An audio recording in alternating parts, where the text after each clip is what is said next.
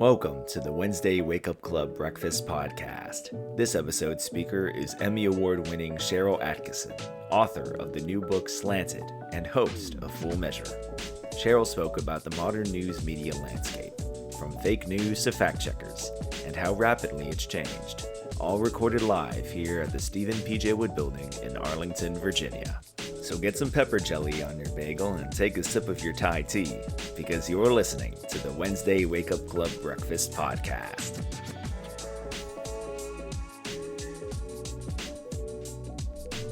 Are you looking to launch your career? Do you want to gain real, professional experience while sharpening your media skills? Then apply today to be a Studios intern here at the Leadership Institute.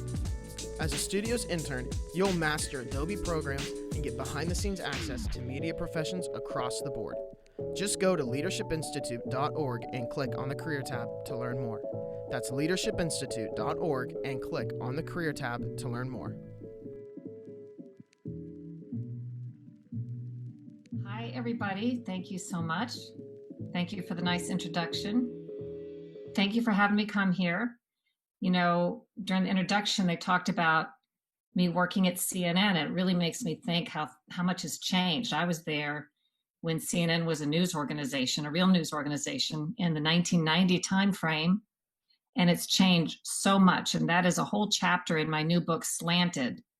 And I think one thing I was able to do that really sheds a lot of light on what's happened in the news is I talked to current and former CNN insiders, as well as current and former executives and reporters from the New York Times, from ABC, NBC, MSNBC, virtually every big broadcast organization, news division presidents. And they spoke to me really candidly about what I call the devolution of the news as we once knew it. And I'm assuming a lot of you are fairly young and may not remember a time, sort of the time I was educated during maybe mid-1980s, when we were taught, at least I was taught at the University of Florida, that news was sort of a straight thing where you do your reporting, you present various sides and viewpoints and facts, but you don't put your own opinion in the hard news story. You don't tell people what you think because who cares?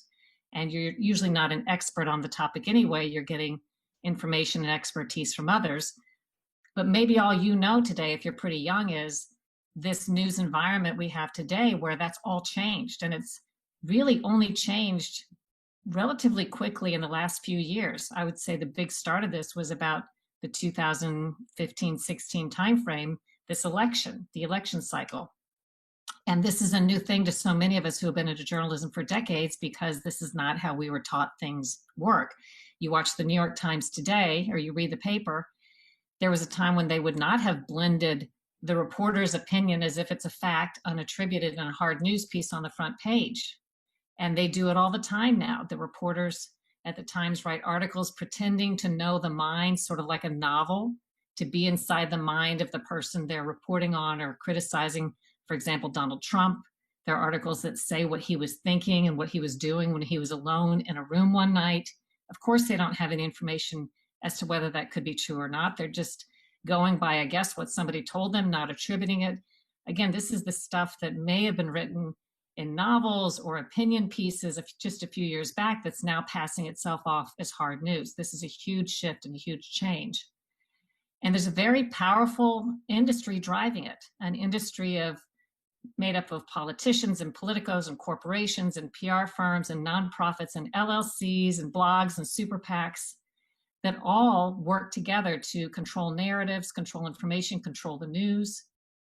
And one big reason I think why we're seeing the news so compromised today, for a long time, since at least 2000, when I've been studying this phenomenon and realizing what was going on, there were many powerful forces working to influence the news, but now they are the news. We have invited them into our newsrooms, these political operatives and corporate interests. They work as reporters and editors. We're one and the same. This is something that wouldn't have happened, again, just maybe 10 years ago, because at least to the degree it is today, we try to have at least the appearance of somewhat of a firewall between our news reporters and the special interests. But now it's all blended together. And I think that explains why, when there are so many, as I call them, media mistakes, I mean, the likes of which I've never seen before since about 2016, with New York Times, Washington Post, the major networks, CNN, making so many factual errors and mistakes in their reporting. And there was a time when if you made one big mistake like that, you probably would be risking your job. But now, over and over again, the same people and the same companies and the same news outlets are making the same really big journalism mistakes that shouldn't be made even in journalism school. You learn these things, some of these remedial errors you learn not to do your first year. And then there's oftentimes little repercussion. And I think that's because it's mission accomplished. The people working in the newsrooms in many cases are equal to political or corporate operatives. So they're not punished when they get something wrong. They accomplished their goal. They got out a narrative, even if it had to be corrected later, because they know that most people won't see the correction. They'll see the original news narrative. So I thought I would answer a couple questions that I ask myself, because these are commonly asked, before I take some from you guys. But the first one is, and I've spoken about this in a TEDx talk that I did. If you're interested in hearing more, you could just Google Attkisson and TEDx, or you could Google probably what is fake news, or is fake news real?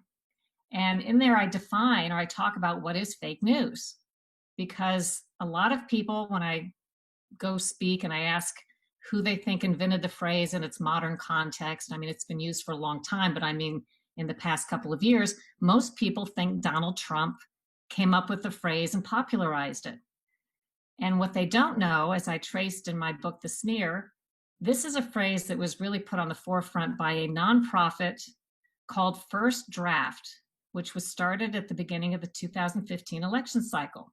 This fake news phrase and the notion that somebody had to step in and tell us what was real and what was not, that's a relatively new concept in terms of how we're using it today. And about the time First Draft started, and I only know this in retrospect because I didn't know at the time there was a nonprofit called First Draft, but shortly after that, I think it was September 2016, President Obama gave a speech at Carnegie Mellon in which he said somebody would need to step in and curate information in this wild, wild west media environment. And I remember at the time hearing that speech and thinking, what's he talking about? Because again, if you're fairly young, you may not know that this is a relatively new concept, that some third party should come in and get between us and our information and curate it for us and tell us what's real and filter it and fact check it. That's all. Nobody was clamoring for that. At least the average citizen had not raised that. It was not considered a problem. Nobody was talking about it. But as soon as President Obama put this on the public stage, this notion, and First Draft was in the background also about the same time talking about fake news, almost on a daily basis from that moment on, you can check. And it was fake news, supposed fake news was making headlines in the New York Times and the Washington Post, and they were flagging all the fake news. And in every case, at least if you looked at First Draft's website at the time, the fake news they were flagging was always conservative fake news.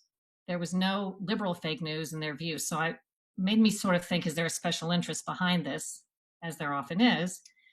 And their definition of fake news was more or less, I mean, it's come to be, it's all encompassing, just things that people don't like or opinions they disagree with. But in the beginning, they were flagging primarily totally fake conservative websites that would make completely false claims, such as the Pope had endorsed Bernie Sanders or something that hadn't happened. And then it came to be where that definition was used and broadened a little bit by people in the news. They started talking about, again, stuff that maybe they differed or disagreed with as fake news. And then the conservatives came up with their own punchback, and Donald Trump led the way. He started calling them fake news, and his definition, or the conservative definition of fake news, came to be more mainstream media outlets that were misreporting or getting their facts wrong or showing bias in their stories, and that was their definition of fake news. So the left had its definition, the right had its definition, but I would have to say, Donald Trump being the master marketer, he would go to the rallies, as you know, and every time point to the fake news. It became sort of his rallying cry. And pretty soon, because he was so successful, at what I call a hostile takeover of the phrase fake news, the people who started it were kind of like begging everybody not to use that term anymore, because I think he had been very successful at co-opting it. In fact, in January of 2017, I think the Washington Post wrote an article and said it's time to retire the term fake news. And they had been using it, but they didn't like how it was being turned and twisted around. I go through all that to say that I went and researched who started First Draft, this nonprofit, because these things don't happen by accident. This movement where right before the election, President Obama comes out and says our information has to be curated when nobody had in the public had really been clamoring for any such thing. Why did First Draft come on the scene? And sure enough, First Draft, it turns out, was started at the beginning of the election cycle by, can you guess? It was funded by Google. And Google's parent company, Alphabet, was run by a big Democrat supporter, Hillary Clinton guy named Eric Schmidt, who I think was a top donor to Bernie Sanders, a top donor to Hillary Clinton, volunteered for her campaign. So this is the money backing this effort to go after supposed fake news, in their view, all conservative. And it starts to look like many things do to me when you dig into them, an effort to shape public opinion, not a true effort to get to the fact of the matter. And that's really the problem behind, as I see it, most of the curation and the media literacy and the fact check efforts that we see today, is that these are not neutral parties that are funding them or backing them. And if you're like me and you've watched and read a lot of these efforts and the fact checks and these entities that claim to be the neutral arbiters, they almost always come down on one side of things. You start to know as an impartial observer or just as a news consumer, wow, they're always going to say, coming around to some way, that this side that's the progressive side, as I usually find, or a certain corporate interest, they're going to always say that the side that doesn't agree with their worldview is partly false or fake or not true or something, but it's hardly ever cuts the other way. And I'm talking about issues of certain medical issues when there's pharmaceutical industry backing behind a certain narrative they don't want you to think. I'm talking about hot button issues where there's a lot of debate and scientific debate and varying opinions where they apparently don't want you to think there is. Climate change, how to handle racial issues, abortion. I mean, many things on which there's dispute, these fact checkers and curators of information will come down on one side. So I think there's an inherent problem, and we should be concerned with those who try to get between us and our information, especially when they present themselves as neutral, because too often they're not. Are you interested in running for office? Want to work on a campaign? At the Leadership Institute, it is our mission to increase the effectiveness of conservative activists and leaders in the public policy process. We offer over 40 different trainings, including campaign management school, on-camera TV trainings, and writing workshops. If you want to make a difference in public policy, visit leadershipinstitute.org. That's leadershipinstitute.org. I published an article yesterday, if you want to look at it, at Real Clear Investigations. And I think the website's realclearinvestigations.com. And I looked into the Facebook Oversight Committee's ties, because Facebook, because it's been criticized, as you may know, for the censorship of certain ideas and people and so on, appointed a board of 20 people, I think there's going to be 40 ultimately, to independently, you could appeal to them and they'll check the facts and they'll check what should and shouldn't be removed. And I found that 18 of 20 of them have ties to the progressive philanthropist and activist George Soros or his Open Society foundations. 18 of 20. And this was widely heralded in the media and by Facebook as a diverse group of these experts who would be doing this work to make sure Facebook was being fair. And in fact, they're not very diverse at all when you look at their worldview, their politics, and their connections to certain sources of funding. There's nobody on there that I could find who had published or been activists on one side of an issue, but they had almost all been activists on the other side of these certain issues, and almost always progressive. So, when they're fact checking these activists and advocates, which I think is not a good idea for someone who's determining what's fair to remove or to keep up. I'm not sure they should be activists and advocates, left or right. They should be maybe neutral free speech parties. But anyway, when you're going to pull from a pool of activists and advocates, as Facebook says, all of them experienced in human rights, well, you're going to get a fact check or a result that comes down a certain way. And I find this is the case really with so many of these media curating efforts where our information is being steered. Google, as you probably know, steers our search results in a certain direction, again, where the pharmaceutical industry may want them to steer it, where other interests, I know members of Congress have called Google and the high-tech companies and gotten them to make certain censorship moves. I don't think an individual member of Congress should have the power. We certainly didn't elect them, or I don't think they have the authority to do it, but they take it to contact a big social media company like Facebook or Twitter and tell them to take down certain stories or ideas or to censor certain things. But that's exactly what's happening now. And I think it's a very dangerous time in terms of our information and control of it. So what is fake news? Kind of in the eye of the beholder, but I think it was an effort and has grown into an effort to control our information, not to really stop fake news. Why are there so many fact checks that fall down and media curation efforts on the left side or on certain corporate interest sides versus right?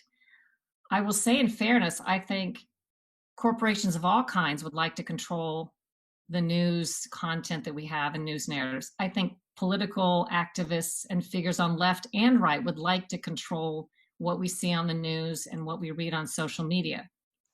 But I think it's hard not to notice that the left has been more effective at it. Not that the right hasn't tried and doesn't have its own efforts to do it, but the left has been more effective, partly because I think it is more embraced by the media at large.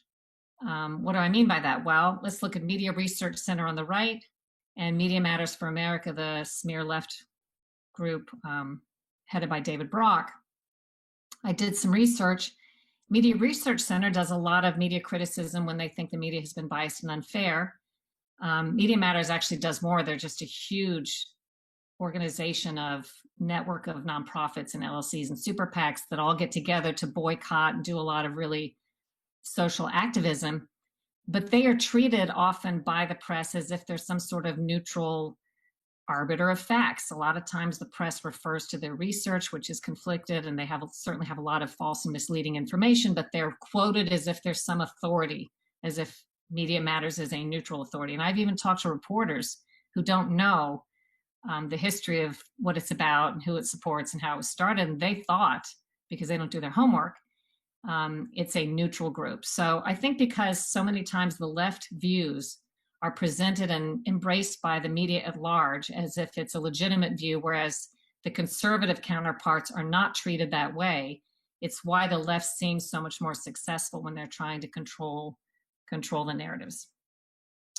I want to mention media literacy because that's an outgrowth of fake news. When people didn't want to use that phrase anymore because they thought that maybe Donald Trump had co-opted it, it became, well, we're going to have to teach people how to learn what's fake news through media literacy efforts. And a lot of these same groups, such as First Draft, lead these media literacy efforts, which again, I think is too often, not always, but too often code for we'll tell you what to think and we're going to aim you to the same sources we want you to believe and steer you from the information we don't want you to hear about.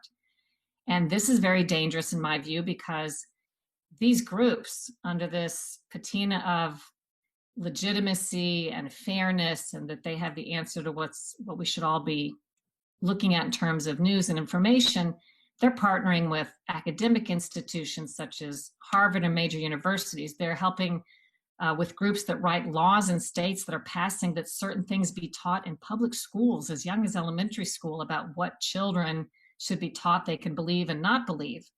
And too often, again, it's not a critical thinking agenda. It's steering them towards certain news sources. And who's backing some of these bills? Well, again, they're members of Congress with ties to pharmaceutical interests, and I keep bringing them up because they very much control a lot of our agenda today in many respects as to what we can find online and what the news will report.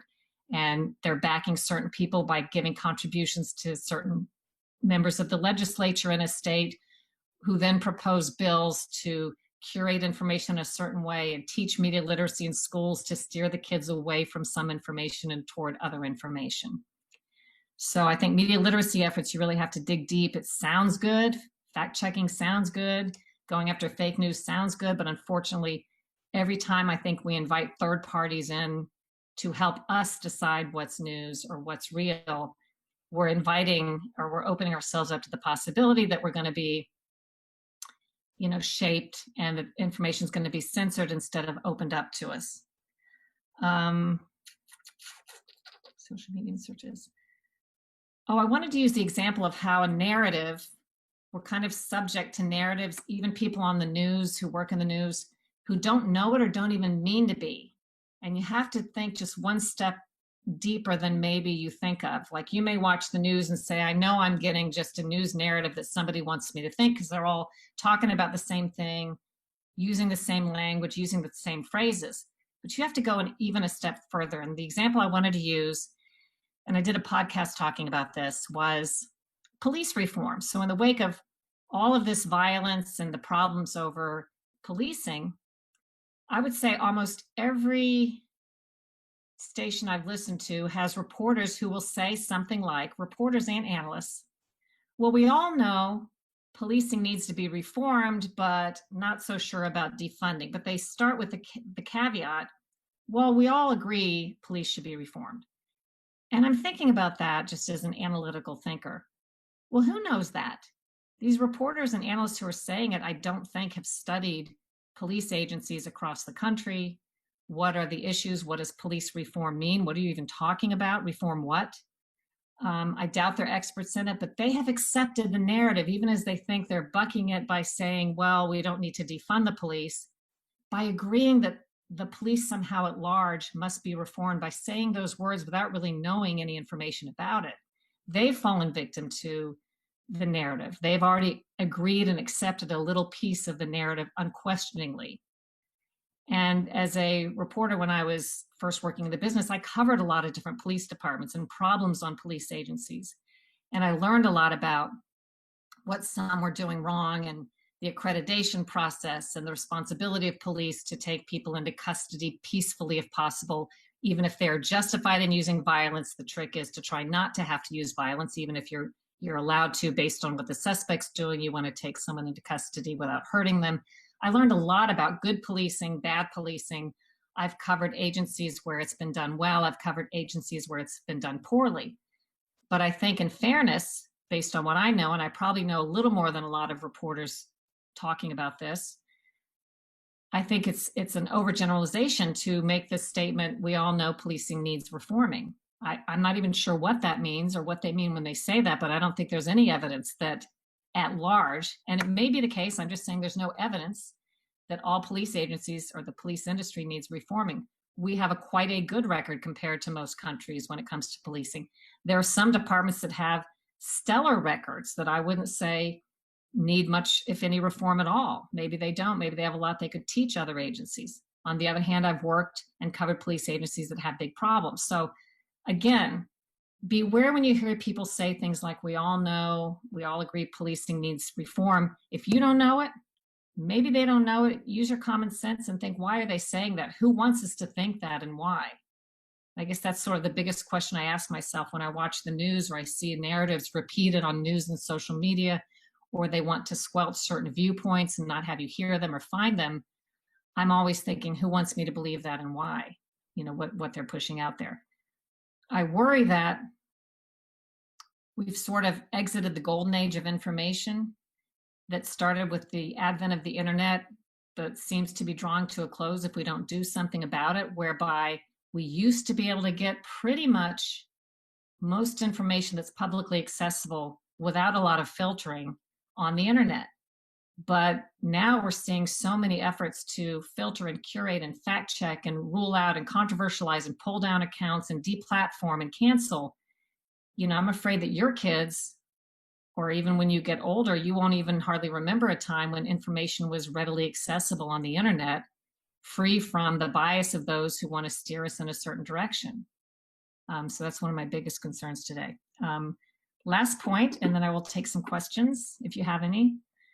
The government has stepped in to say maybe it needs to do something about the unfair nature of what's going on in social media, censorship, and that sort of thing.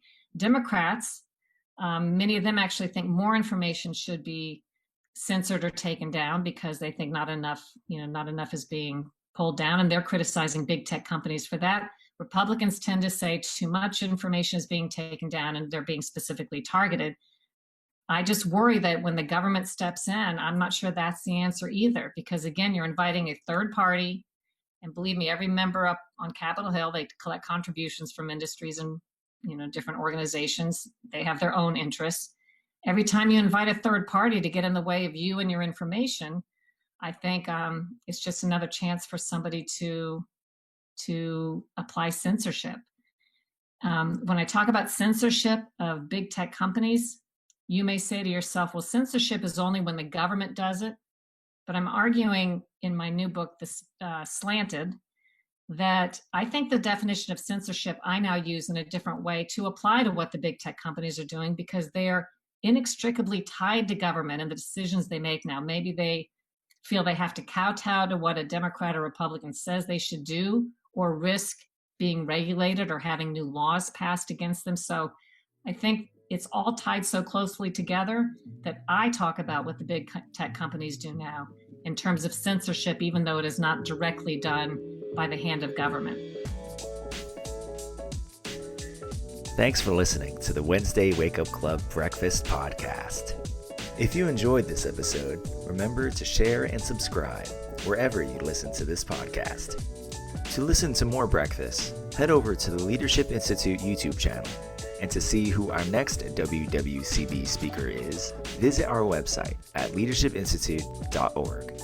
The Wednesday Wake Up Club Breakfast Podcast is produced and edited by Alexander Chang, with support from Tiffany Roberts and Jared Cummings. Advertisements by Alexander Chang and Christopher Olson. Executive produced by David Fenner and Morton Blackwell.